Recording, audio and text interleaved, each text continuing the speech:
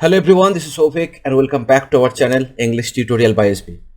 তোমরা যারা West Bengal primary টেটের জন্য প্রিপারেশন নিচ্ছ তোমরা নিশ্চয়ই জানো যে তোমাদের সামনে একটি ডিটেইলড নোটিফিকেশন রয়েছে এবং সেখানে পরিষ্কার করে বলে দেওয়া হয়েছে ইংলিশ সাবজেক্টের পেডাগজি পার্ট থেকে থাকবে 15 নাম্বার আর কম্প্রিহেনশন প্যাসেজ থেকে থাকবে 15 নাম্বার। এবারের কোশ্চেন পেপার প্রায় সিটেটকে ফলো করে হতে চলেছে, সুতরাং আমাদেরকে প্রচুর প্র্যাকটিস করতে হবে এই পরীক্ষা ক্র্যাক করার জন্য।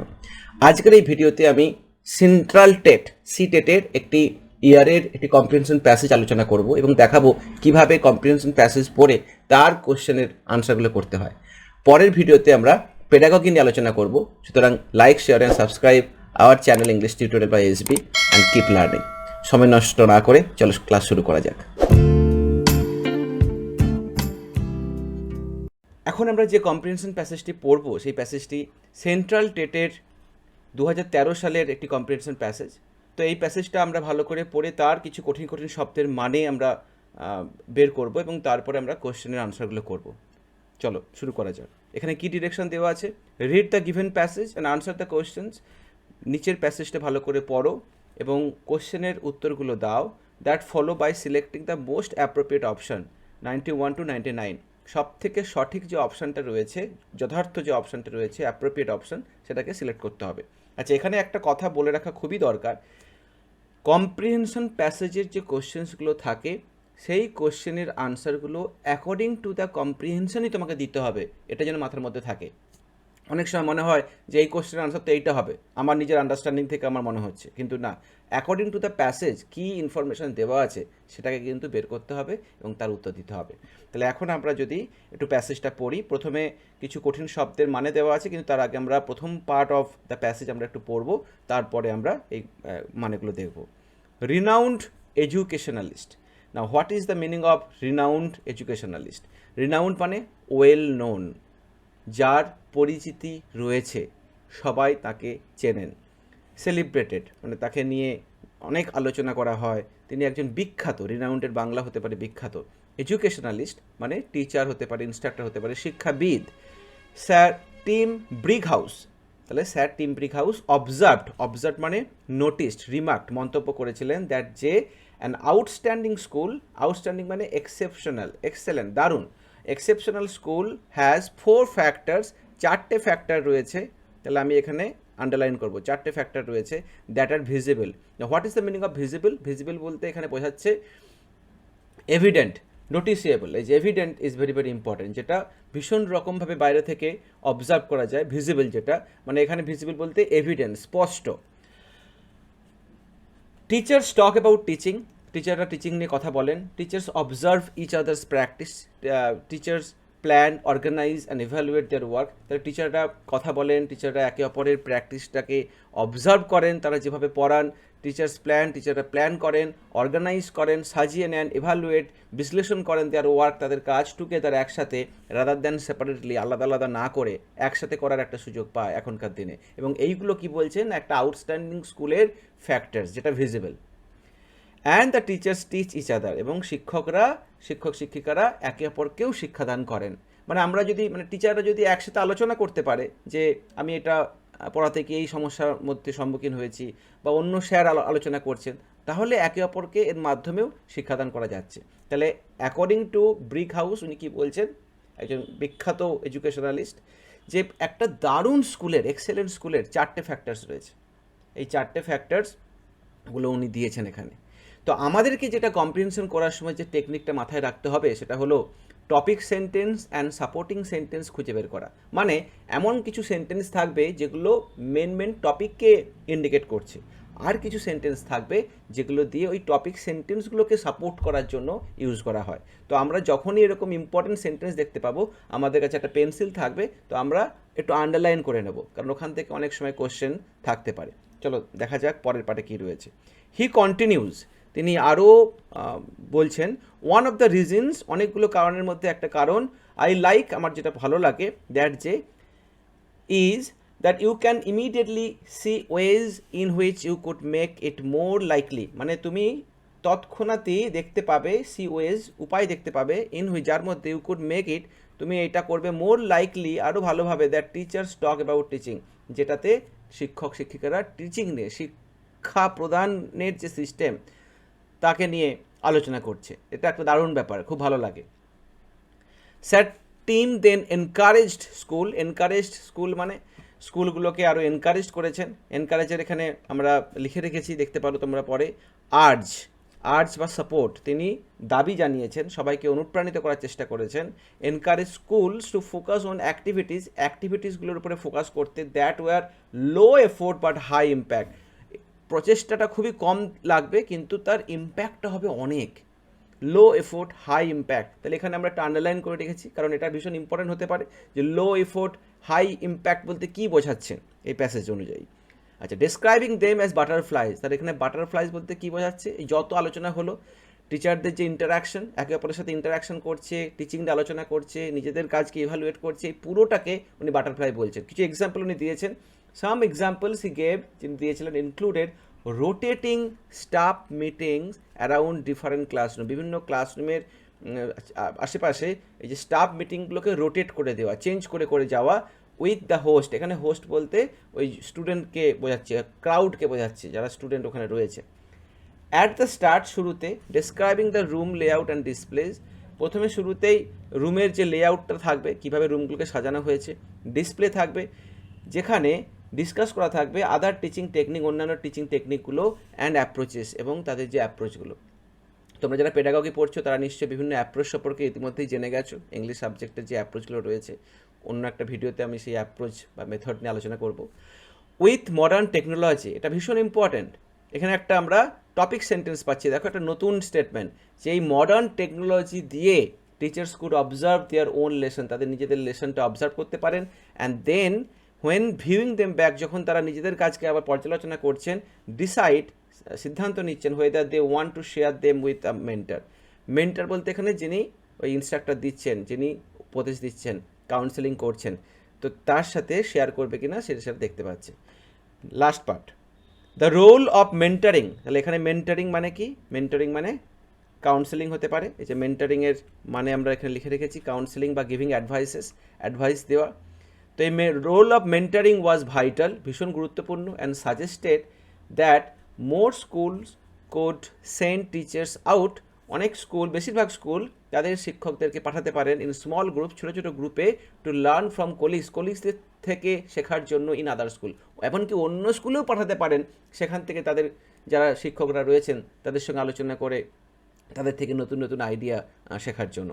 হি সেড, তিনি বলেছেন, if this were widespread practice, এই যে ওয়ার আছে এটা সাবজাংটিভ মোড, যেরকমভাবে আমরা বলি আমি যদি পাখি হতাম, if I were a bird, একই রকমভাবে if this were widespread practice, যদি এই প্র্যাকটিসটাকে মানে বহুল প্রচলিত করা যেত, if people were to attend to their butterflies, এই বাটারফ্লাইগুলো যদি লোকজন অ্যাটেন্ড করতো, বাটারফ্লাই বলতে এখানে কী হচ্ছে না, ইন্টারাকশনটাকে বোঝাচ্ছেন, শিক্ষকের যে interaction. The outcome in terms of teacher moral, তাহলে তার যে আউটকাম বলতে ফলাফল, যে ফলাফল কোন কিসের না ফলাফল না শিক্ষকদের যে মরেলটা কি না সেলফ এস্টিম, আত্মসম্মানের যে ফলাফলটা বেরোতো, অ্যান্ড টিচার স্যাটিসফ্যাকশন, শিক্ষকদের যে স্যাটিসফ্যাকশন, তাদের যে তৃপ্তি যেটা তৈরি হতো, উড বি পজিটিভ, ভীষণ রকমভাবে পজিটিভ হতো। উই অল এগ্রি, আমরা অবশ্যই মেনে নেব, দ্যাট প্রফেশনাল ডেভেলপমেন্ট, এখানে যে মানে চাকরি করছে শিক্ষকরা, তাদের যে বৃত্তিগত যে উন্নতি, ইজ দ্য ভাইটাল ইনগ্রিডিয়েন্ট, খুবই গুরুত্বপূর্ণ ইনগ্রিডিয়েন্ট, একটা কম্পোনেন্ট তাদের নিজেদের লাইফে। এই হচ্ছে প্যাসেজ। তো এখানে কঠিন শব্দের মানেগুলো একটু দেওয়া আছে, হোস্ট মানে ক্রাউড, ডিসপ্লে মানে show, মেন্টারিং counselling, vital very important, wide spread মানে কমন, মরাল মানে সেলফ এস্টিম, প্রফেশনাল মানে স্পেশালাইজড, ইনগ্রিডিয়েন্ট মানে কম্পোনেন্ট, ইত্যাদি ইত্যাদি। In the mode suggested by SAT team, teachers may self-evaluate and self-reflect. এই যে মোডটা টিম ব্রিক হাউস আলোচনা করেছেন, সেখানে কি বলছেন, টিচার্স মে সেলফ ইভ্যালুয়েট, নিজেদেরকে ইভ্যালুয়েট করতে পারেন, অ্যান্ড সেলফ রিফ্লেক্ট, সেটাকে আবার তার প্রভাব বিস্তার করতে পারেন। কিভাবে না, using technology, without technology, through the student সার্ভের মধ্য দিয়ে, না ইন্টারভিউইং ইচ আদার। এখানে মনে হচ্ছে ইন্টারভিউইং ইচ আদার হবে, কিন্তু দেখো এখানে আমি বলেছিলাম অ্যাকর্ডিং টু দ্য প্যাসেজ কী আছে, with modern technology teachers could observe their own lesson, মানে এখানে ইভ্যালুয়েটের প্রশ্নটা চলে আসছে। তাহলে উইথ মডার্ন টেকনোলজি যেহেতু প্যাসেজে দেওয়া রয়েছে, তাহলে এখানে উত্তর হবে with using technology, modern technology. তাহলে answer A will be the one will be the correct answer. Next question, teachers talk about teaching means that টিচাররা টিচিং সম্পর্কে কথাবার্তা বলছেন মানে দে মেক সাম সাজেশন, তারা কি সাজেশন তৈরি করছেন, ডিসকাস দেয়ার ওন প্র্যাকটিসেস, তাদের নিজেদের প্র্যাকটিসটা আলোচনা করছেন, ক্রিটিসাইজ ওয়ান অ্যানাদার, একে অপরকে ক্রিটিসাইজ সমালোচনা করছেন, ফ্রিলি চেঞ্জ অপিনিয়ন, খুব মুক্তভাবে একে অপরের সাথে আইডিয়া শেয়ার করছেন। তাহলে এখানে কি আছে, ডিসকাস দেয়ার ওন প্র্যাকটিসেস, শুধুমাত্র ওপিনিয়ন শেয়ার করা না, এই দুটো খুব কাছাকাছি 4 আর 2, কিন্তু কি আছে অ্যাকর্ডিং টু দ্য প্যাসেজ, না তারা যে প্র্যাকটিসটা করছেন সেই প্র্যাকটিসটাকে শেয়ার করা। এখানে নর্মাল ওপিনিয়ন শেয়ার করা নয়, তুমি ক্লাসে যেটা পড়াও সেটা বাদ দিয়ে তুমি রাজনীতির নিয়ে আলোচনা করছো ফ্রিলি, এটা নয়। তুমি যে প্র্যাকটিসটা করছো স্কুলের ভেতরে স্টুডেন্টদের সাথে, সেইটা নিয়ে আলোচনা তুমি করতে পারো অন্য টিচারদের সাথে। তাহলে answer 2 will be the correct answer. Next, low effort but high impact, আমি ওখানে দাগ দিয়ে রেখেছিলাম, তোমরা নিশ্চয়ই দেখতে পেয়েছো। আমি আরেকবার এখানে নিয়ে যাচ্ছি, লো এফোর্ট বাট হাই ইম্প্যাক্ট। এই যে লো এফোর্ট বাট হাই ইম্প্যাক্ট, যেগুলোকে আমরা বাটারফ্লাইজ বলছি, কি বলছি ওখানে এবার দেখা যাক। Low effort but high impact in this context implies that স্কুলের কী করা উচিত, পে টিচার্স লোয়ার স্যালারি, কম স্যালারি দিতে হবে শিক্ষকদের স্কুলগুলোকে, extract more work for the same pay, আরও বেশি কাজ করিয়ে নাও একই টাকা দিয়ে, decrease the workload and salary, কাজের চাপ কমিয়ে দাও, স্যালারি কমিয়ে দাও। এই তিনটের তো একটাও হবে না, আমি সব ক্রস দিয়ে দিলাম, একটাও ওখানে আলোচনা করা নেই। Create opportunities within the system for development, তার মানে বাটারফ্লাইজগুলোকে তৈরি করার অপরচুনিটি তৈরি করতে হবে। সেখানে রোটেটিং ডিসকাশন থাকতে পারে ক্লাসের বাইরে অন্য টিচারদের সাথে, একটা স্কুলের টিচাররা অন্য স্কুলের টিচারদের সাথে সাক্ষাৎ করবেন, সেখান থেকে তারা শিখে আসবেন, ভাইস ভার্সা, অন্য টিচাররাও এই টিচারদের থেকে শিখবেন। এইভাবে যে অপরচুনিটিসগুলো থাকবে সেগুলোকে তৈরি করতে হবে। তাহলে answer 4 will be the correct answer. তাহলে লো এফোর্ট বাট হাই ইম্প্যাক্ট কাকে ইন্ডিকেট করছে, না creating opportunities within the system for development, এটাকে ইন্ডিকেট করছে। আশা করি বুঝতে পেরেছো। যার যা সমস্যা থাকবে এরপরেও তারা কমেন্ট সেকশানে জানাবে, আমাদের ইউটিউব চ্যানেলে যে ভিডিওটি তোমরা দেখছো তার কমেন্ট সেকশানে তোমরা জানাও, আমরা সেগুলোকে আবার অ্যাড্রেস করবো, কোনো সমস্যা কিছু নেই। নেক্সট, ইন দিস এক্সট্র্যাক্ট, এই অংশে it is observe that technology supports teachers to, technology কী সাপোর্ট করছে বলেছিলাম, সেলফ ইভ্যালুয়েশনের একটা পার্ট থাকছে, দেখি অপশনে কী আছে, improve student, conduct meeting for teacher, follow up remediation activities for students, self diagnose their practice. তাহলে সেলফ ডায়াগনোস দেয়ার প্র্যাকটিস, ওখানে পরিষ্কার করে দেওয়া আছে যে টেকনোলজি দিয়ে তারা নিজেদের কাজটাকে দেখার আর একবার সুযোগ পাচ্ছে, তার মানে নিজেই ডায়াগনোজ করার একটা সুযোগ তারা পাচ্ছেন শিক্ষকরা। তো answer 4, option 4 will be the correct answer. Okay, চলো দেখে নিই পরের পার্টটা। হেয়ার ভিজিবল মিনস, ভিজিবল বলতে কি, সিন, অবভিয়াস, অ্যাপিলিং, ব্রাইট।